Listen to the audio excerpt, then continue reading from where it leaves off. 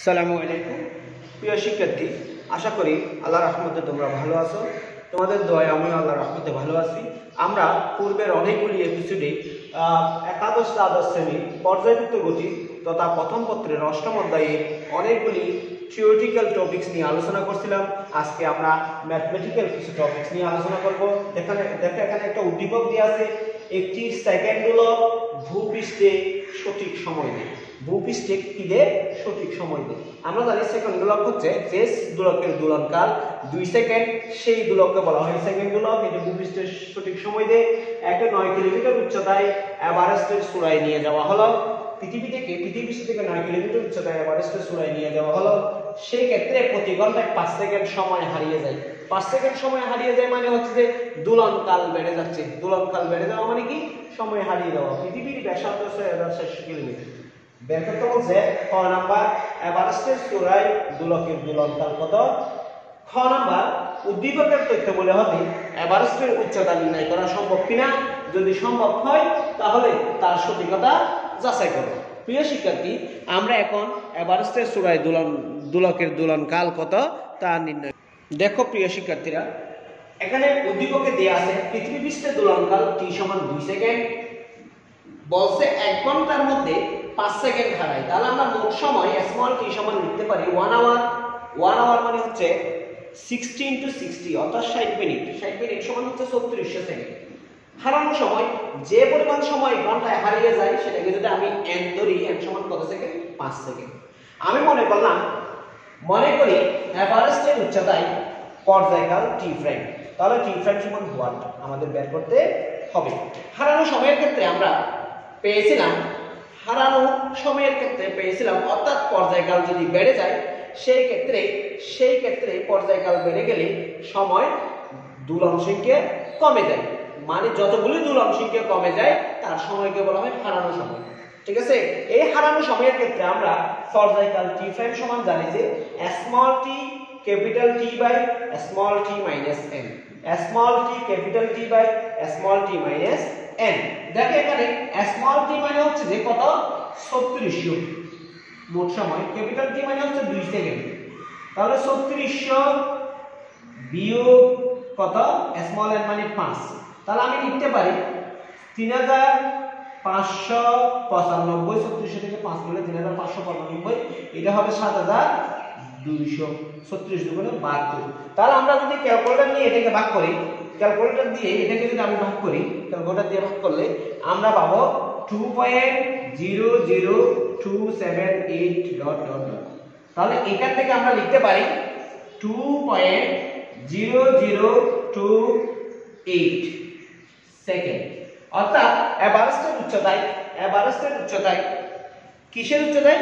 এভারেস্টের উচ্চতায় পর্যায়কাল হবে 2.0028 সেকেন্ড। আশা করি বুঝতে পারছো প্রিয় শিক্ষার্থী কিভাবে এভারেস্টের উচ্চতায় পর্যায়কাল নির্ণয় করা যায়। দেখো খ নম্বরে বলা হয়েছিল উদ্দীপকের তথ্যাবলী থেকে কিভাবে পাহাড়ের উচ্চতা নির্ণয় করা যায় সেটা বের করো এবং সেটা কি বের করো সঠিকতা যাচাই করো। দেখো আমরা গ হতে এভারেস্টের উচ্চতায় পর্যায়কাল t প্রাইম সমান পাইছিলাম 2.0028 সেকেন্ড। পৃথিবী পৃষ্ঠে পর্যায়কাল t সমান ছিল 2 সেকেন্ড। পৃথিবীর ব্যাসার্ধ r সমান ছিল 6400 কিলোমিটার। 6000 কত কিলোমিটার? 400 কিলোমিটার। 6400 কিলোমিটার। দেখো কাহিনী আল্লাহর রাস্তে আমাকে বাইর করতে হবে উচ্চতা h। আমরা জানি যে পৃথিবী পৃষ্ঠ থেকে অর্থাৎ কোন একটি সরল দোলকের পৃথিবী পৃষ্ঠে পর্যায়কাল এবং নির্দিষ্ট উচ্চতায় পর্যায়কাল যদি দেয়া থাকে, সাথে যদি পৃথিবীর ব্যাসার্ধ r দেয়া থাকে, সেই ক্ষেত্রে আমরা জানি উচ্চতা h equal t prime by t minus 1 into r। t prime by t minus 1 into r। দেখো এখানে t প্রাইম মানে হচ্ছে 2.0028, t মানে হচ্ছে 2 মাইনাস 1 ইনটু 6400। 6000 কত? 400। আশা করি তোমরা বুঝছো। ইনটু 6400। প্রিয় শিক্ষার্থী, তাহলে আমরা ক্যালকুলেটর দিয়ে একটু ক্যালকুলেশন করে দেখি। দেখো আমাদের এখানে আছে 2.0028 ডিভাইডেড 2 ইকুয়াল -1, তাহলে আমরা টোটাল পাচ্ছি কত? টোটাল পাচ্ছি 1.4 into tan inverse 3 into 6400 গুণ 6400, তাহলে হচ্ছে কত? 8.96 বা 8.96 km। দেখো এখানে আমরা পাহাড়টির বা এভারেস্টের উচ্চতা পাইছি কত? 8.96 km। উদ্দীপকে পাহাড় উচ্চতা এভারেস্টের উচ্চতা কত দিয়ে আছে? উদ্দীপকে এভারেস্টের উচ্চতা দিয়ে আছে 9 কিলোমিটার। তার মানে আমরা লিখতে পারি উপরোক্ত তথ্য বিশ্লেষণ করে বা উপরোক্ত গাণিতিক বিশ্লেষণ থেকে দেখা যাচ্ছে যে উপরোক্ত গাণিতিক বিশ্লেষণ থেকে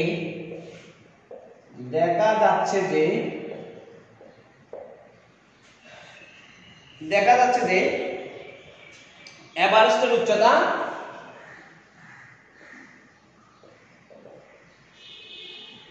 8.96 কিলোমিটার, যা এভারেস্টের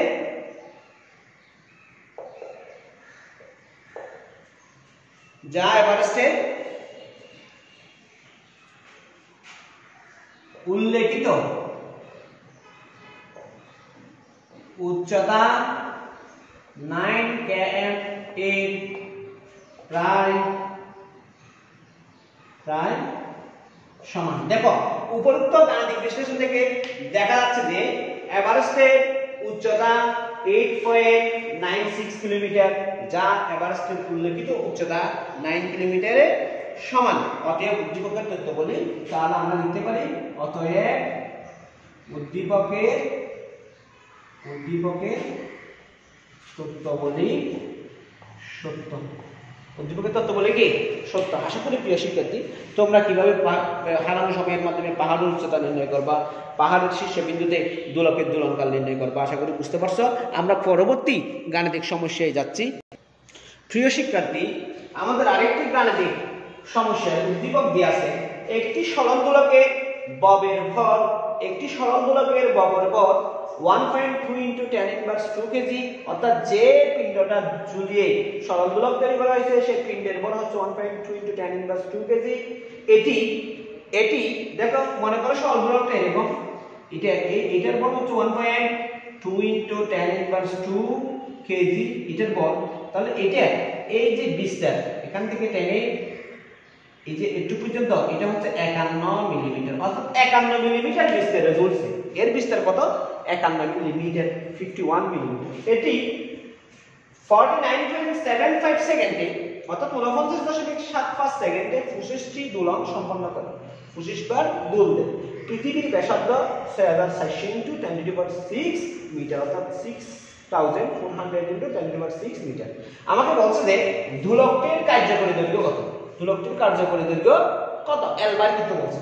দ্বিতীয়টা বলছে দোলকটি পৃথিবী পৃষ্ঠ হতে যদি 53,760 মিটার উপরে নিয়ে যায়, সেই ক্ষেত্রে ববের সর্বোচ্চ সরণে অর্থাৎ 53,760 মিটার উচ্চতায় ববটি যে সর্বোচ্চ সরণ দিবে সেই সর্বোচ্চ সরণে ববের উপর প্রত্যয়ী বলের কোনো পরিবর্তন হবে কিনা, ফলে কিরকম হবে সেটা নির্ণয় করতে বলছে। আমরা প্রথমে ক নাম্বার সমাধান করার চেষ্টা করব। আমাদের ক নাম্বারে বলছে যে দোলকটির কার্যকরী দৈর্ঘ্য কত। দেখো দোলকটির কার্যকরী দৈর্ঘ্য L আমরা কল্পনা করলাম। আমরা জানি কোন একটি সরল দোলকের অভিকর্ষ ত্বরণ G এবং দোলকটির কার্যকরী দৈর্ঘ্য L এবং পর্যায়কাল T হলে T সমান 2π square root of L by G। এখান থেকে আমরা L বাই করতে পারি, বর্গ করলাম T square equal 4π square L by G। L সমান T square G by 4π square. দেখো আমরা এখান থেকে T বের করতে পারি। T সমান দেখো কত আছে? 49.75 সেকেন্ড নেয় 25টি দুল দিতে, তাহলে একটি দুল দিতে সময় নেবে 49.75 ভাগ 25, তার মানে কত আসবে? 1.99 সেকেন্ড। 1.99 সেকেন্ড। G দিয়ে আছে 9.8 metre per second square. L বের করব। দেখো আমি এখানে মানটা বসাচ্ছি। T t সমান ছিল 1.99 হোল স্কয়ার ইনটু g সমান 9.8 এখানে 4 ইনটু আমরা phi এর মান 4 বার পর্যন্ত দিচ্ছি 3.1416 হোল স্কয়ার। তাহলে কত আসে দেখি, বা l সমান, দেখো আমরা ক্যালকুলেটর হিসাব করলে 1.99 হোল স্কয়ার ইনটু 9.8 ডিভাইডেড 4 ডিভাইডেড 3.1416 হোল স্কয়ার। তাহলে আমরা পাচ্ছি 0.9830 0.98 কত 30 অর্থাৎ আমরা লিখতে পারি সমান বা l সমান 0.98 মিটার। l সমান 0.98 অর্থাৎ সরল দোলকের কার্যকরী দৈর্ঘ্য কত 0.98 মিটার। আশা করি প্রিয় শিক্ষার্থীরা তোমরা সরল দোলকের কার্যকরী দৈর্ঘ্য কিভাবে বের করব বুঝতে পারছো। এই সমীকরণ থেকে আমরা পর্যায়কাল বের করতে পারি, এই সমীকরণ থেকে আমরা কি বের করতে পারি, পর্যায়কাল বের করতে পারি। আমরা এখন প্রত্যয়নী বলের কোনো পরিবর্তন হবে কিনা সেটা একটু যাচাই করব। দেখো প্রিয় শিক্ষার্থী, আমাদের বলা হয়েছিল 53,760 মিটার উচ্চতায় বলটি নিয়ে গেলে সেই ক্ষেত্রে প্রত্যয়নী বল কোনরূপ পরিবর্তন হবে কিনা সেটা আমাদের নির্ণয় করতে বলছে। দেখো আমরা প্রত্যয়নী বল পরিবর্তন হবে কিনা সেটা জানার জন্য আমাদের যে টপিকগুলো দরকার এবং যেগুলো দেয়া আছে সেগুলো হচ্ছে পৃথিবী পৃষ্ঠে অভিকর্ষ ত্বরণ উদ্দীপক থেকে দেয়া আছে 9.8 মিটার পার সেকেন্ড স্কয়ার। আমরা জানি পৃথিবী পৃষ্ঠে অভিকর্ষ ত্বরণের মান 9.8 metre per second square. 53,760 metre বা এই উচ্চতায় অভিকর্ষ ত্বরণের মান আমাদের নির্ণয় করতে হবে। আমরা মনে করলাম যে উচ্চতায় নির্ণয় করব সেই উচ্চতায় h = 53,760 মিটার। পৃথিবীর ব্যাসার্ধ দেয়া আছে 6.4 × 10⁶ মিটার। সরি, আমি উদ্দীপকে ভুল লিখছিলাম, 6,400 × 10⁶ মিটার লিখছিলাম, এটা হবে 6.4 × 10⁶ মিটার। তোমরা একটু শুদ্ধ করে দিও। দেখো সর্বোচ্চ বিস্তার অর্থাৎ যখন ওই উচ্চতায় নিয়ে যাবে সেই ক্ষেত্রে কণাটি সর্বোচ্চ বিস্তারে দুলবে, যে বিস্তারে দুলবে সেই বিস্তারে x = 51 মিলিমিটার ভাগ 51 × 10⁻³ মিটার। এখানে লেখা আছে এটি 51 মিলিমিটার বিস্তারে দুলছে। পৃথিবী পৃষ্ঠে প্রত্যয়নী বল মনে করলাম F1 এবং এই উচ্চতায় প্রত্যয়নী বল মনে করলাম F2। আমরা প্রথমে g প্রাইম নির্ণয় করব। g প্রাইম এই উচ্চতায় অভিকর্ষ ত্বরণ g প্রাইম হলে g প্রাইম সমান আমরা জানি, আমরা কি জানি g প্রাইম সমান, দেখো g প্রাইম সমান আমরা জানি g প্রাইম ইকুয়াল আমরা জানি r/r + h whole square into g।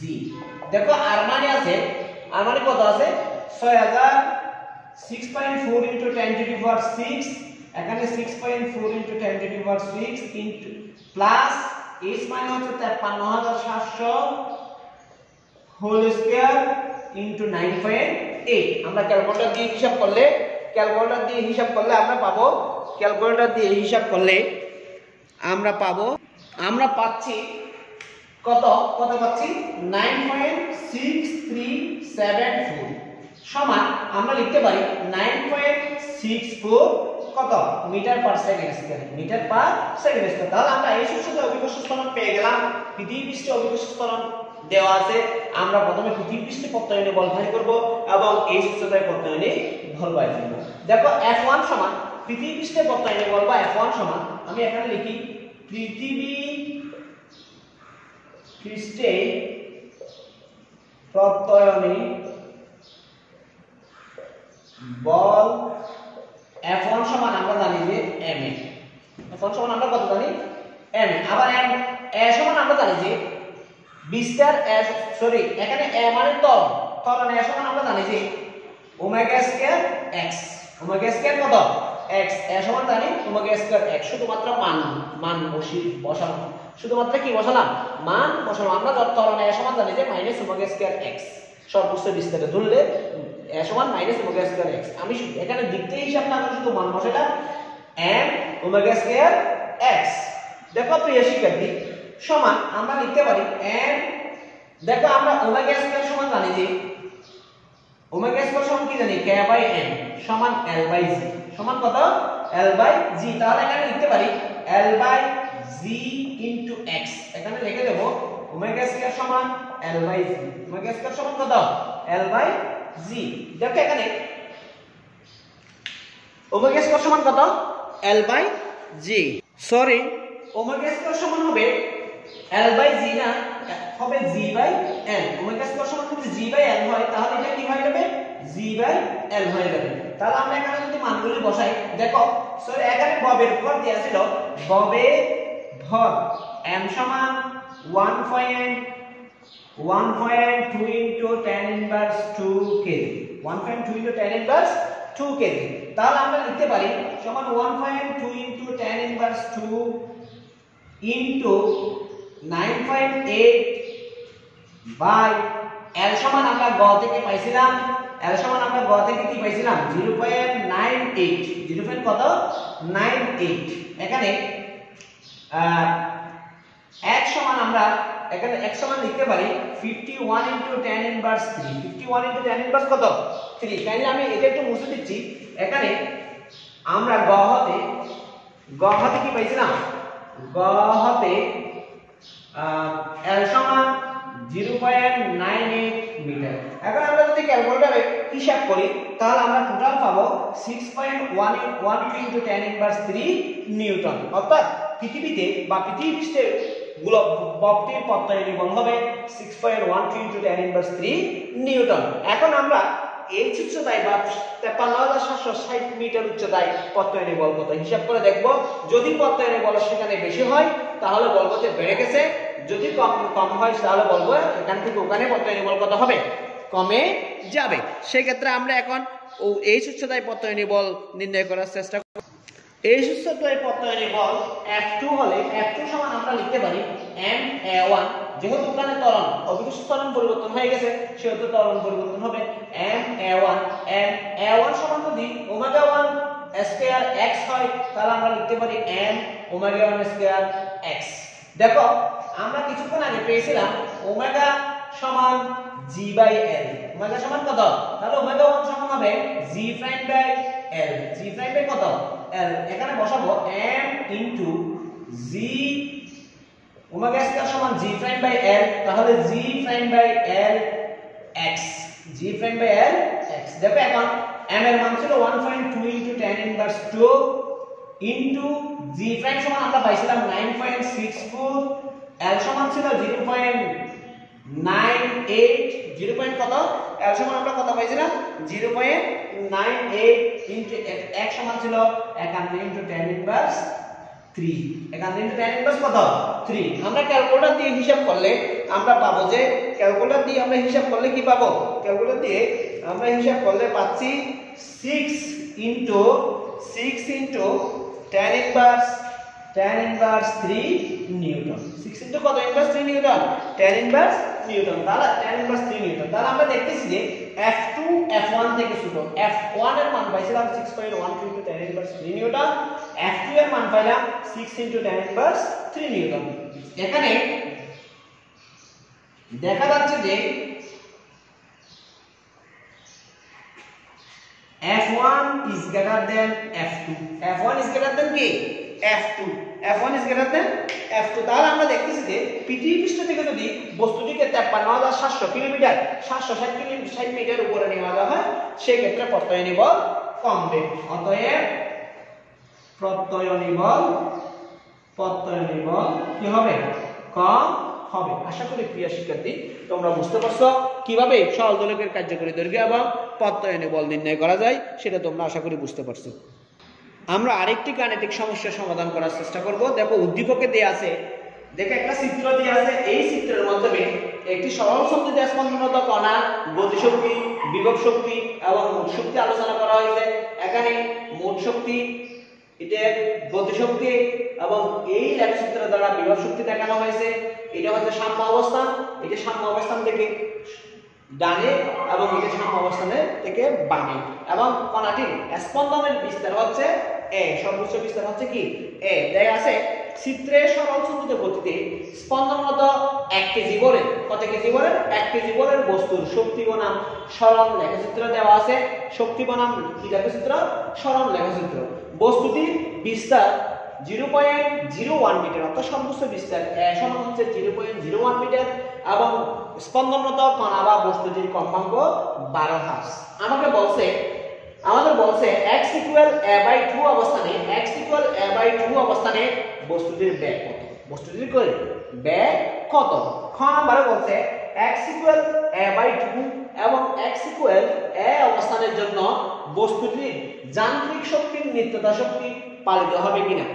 হলে কিভাবে হবে গাণিতিকভাবে বিশ্লেষণ করে কি দাও? মতামত দাও। আমরা প্রথমে x = a/2 অবস্থানে বেগ কত নির্ণয় করব। দেখো আমরা জানি যে সরল সঞ্চিত স্পন্দনরত কণার বেগ v = omega square root of a square minus x square. এখানে x হচ্ছে সরণ, a হচ্ছে বিস্তার, ওমেগা হচ্ছে কৌণিক কম্পাঙ্ক। বা আমরা লিখতে পারি v = ওমেগা হচ্ছে 2πf, কারণ এখানে ওমেগার মান দেয়া নেই, কার মান দেয়া আছে? কম্পাঙ্ক f দেয়া আছে। a স্কয়ার মাইনাস x আমরা লিখতে পারি, দেখো এখানে x আছে a/2, তার মানে a/2 whole square, a/2 whole square. এখন দেখো কম্পাঙ্ক f সমান দেয়া আছে 12 হার্জ। কত হার্জ? 12 হার্জ। বিস্তার a সমান দেয়া আছে 0.01 মিটার। সরণ x সমান হবে তাহলে 0.01/2 সমান 0.01/2 সমান কত আসে একটু দেখি। 0.01/2 ইকুয়াল পাচ্ছি 5 * 10⁻³ 5 * কত? 10⁻³ বা আমি কতটুকু রেখে দিলাম a/2 অবস্থানে বেগ সমান ওয়াট। দেখো আমরা এখানে মানগুলো বসাচ্ছি 2 * 3.1416 * 5 এর মান, f এর মান ছিল 12 স্কয়ার রুট অফ, দেখো a সমান ছিল 0.01 whole square minus a/2 whole square মানে হবে 0.01/2 হোল স্কয়ার। আমরা একটু ক্যালকুলেটর দিয়ে হিসাব করে দেখব। দেখো ক্যালকুলেটর দিয়ে হিসাব করলে আমাদের কি আসে? আমাদের আসে ক্যালকুলেটর দিয়ে হিসাব করলে কি আসে আমরা দেখব। এখন আমরা হিসাব করলে পাচ্ছি 0.6529 বা এটাকে আমরা লিখতে পারি 0.65, আমরা এগুলো একটু মুছে দিই, সমান v = 0.65 মিটার পার সেকেন্ড। অর্থাৎ x/2 অবস্থানে কণাটির বেগ হবে স্পন্দনরত সরল সঞ্চিত স্পন্দনরত কণাটির বেগ হবে v = 0.65 মিটার পার সেকেন্ড। আশা করি প্রিয় শিক্ষার্থীরা তোমরা বুঝতে পারছো। আমরা এখন খ নাম্বার সমস্যার সমাধান করার চেষ্টা করব। খ নাম্বার সমস্যায় বলা হয়েছে x = a/2 এবং x = a অবস্থানে যান্ত্রিক শক্তির নিত্যতা শক্তি সূত্র মেনে চলবে কিনা তা গাণিতিকভাবে বিশ্লেষণ করে মতামত দাও। তাহলে আমরা প্রিয় শিক্ষার্থীরা আমরা প্রথমে x = a অবস্থানে যান্ত্রিক শক্তি নিত্যতা পালন করে কিনা দেখব। x = a অবস্থানে বিভব শক্তি U1 সমান আমরা জানি half kx square, half k square kx square. দেখো হাফ k সমান ওমেগা k সমান যদি ওমেগা স্কয়ার সমান k/m হয় তাহলে আমরা k সমান লিখতে পারি m omega square, m k square omega square. তাহলে এখানে লিখতে পারি half m omega square x square, half m omega square x square. দেখো এখানে বলছে যে ববের ভর 1 কেজি, তাহলে মানে বস্তুর ভর হচ্ছে 1 কেজি। বস্তুর ভর হচ্ছে কত কেজি? 1 কেজি। আমরা লিখলাম বস্তুর ভর 1 কেজি।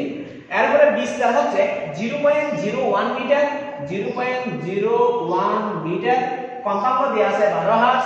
কম্পাঙ্ক কত দেয়া আছে?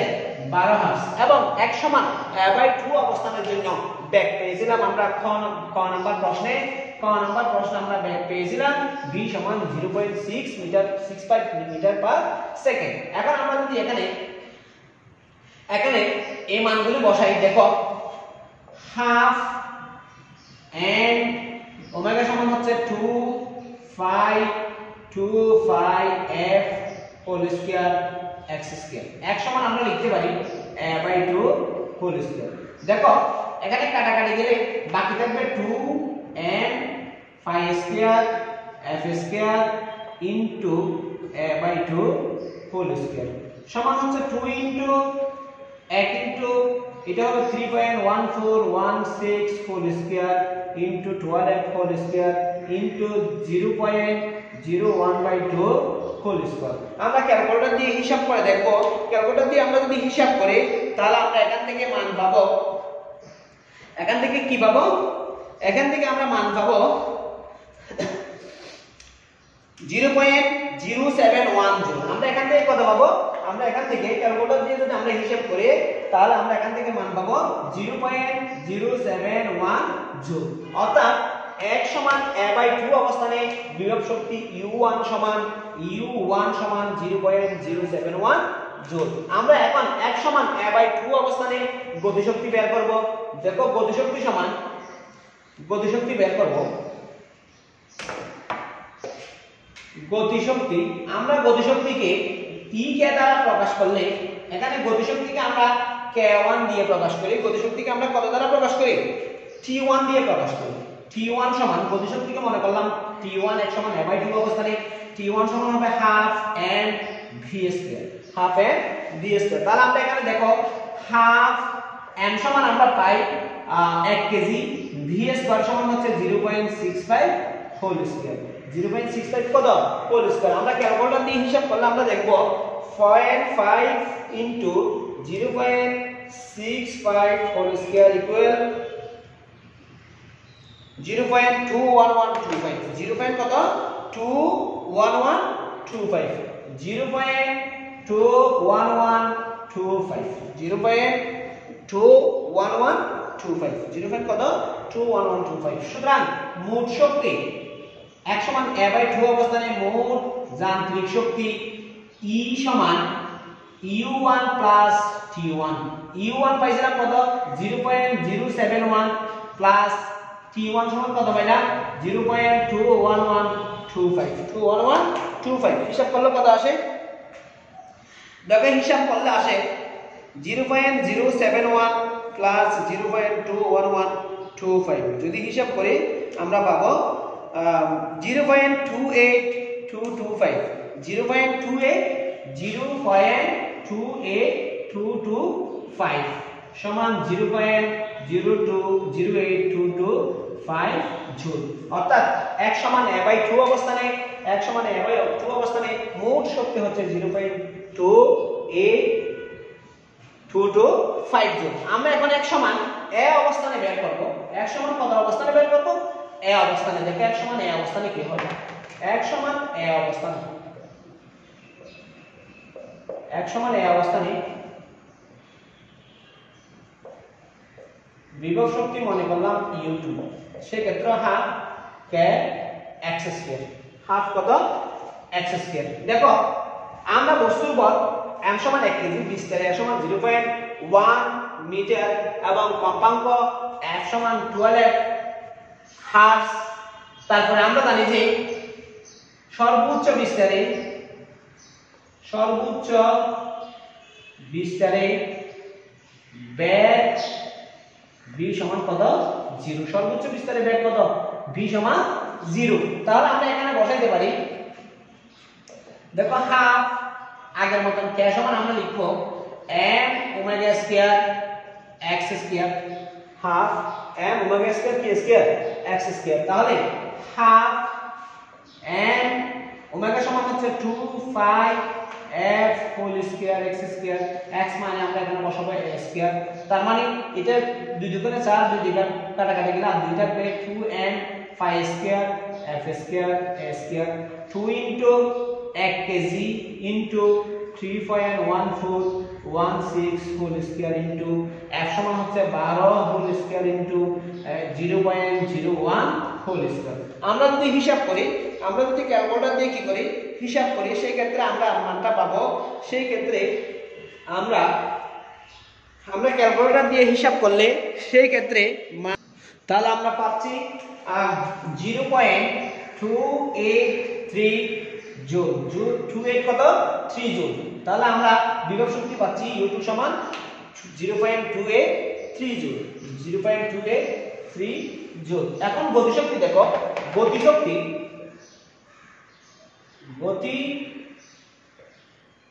শক্তি T2 সমান half m v square, half m into 0 whole square সমান 0। সুতরাং মোট শক্তি E2 সমান আমরা লিখতে পারি U2 প্লাস T2 সমান 0.283 প্লাস 0 সমান 0.283 জুল। তাহলে আমরা দেখতেছি যে E1 এবং E2 প্রায় সমান। E1 সমান আমরা পাইছিলাম 0.282, এখানে পেলাম 0.283। তাহলে E1 এবং E2 সমান, E1 এবং E2 প্রায় সমান। অতএব x সমান a/2 এবং x সমান a বিন্দুতে শক্তির যান্ত্রিক সূত্রের নিত্যতা বিধি মেনে চলে। শক্তির যান্ত্রিক সূত্রে কি বিধি মেনে চলে? নিত্যতা বিধি মেনে চলে। আশা করি প্রিয় শিক্ষার্থী তোমরা বুঝতে পারছো। আমরা আগামী এপিসোডে আরো কয়েকটা গাণিতিক সমস্যা নিয়ে আলোচনা করব। এই পর্যন্ত ভালো থেকো। আসসালামু আলাইকুম। আমার জন্য দোয়া করিও।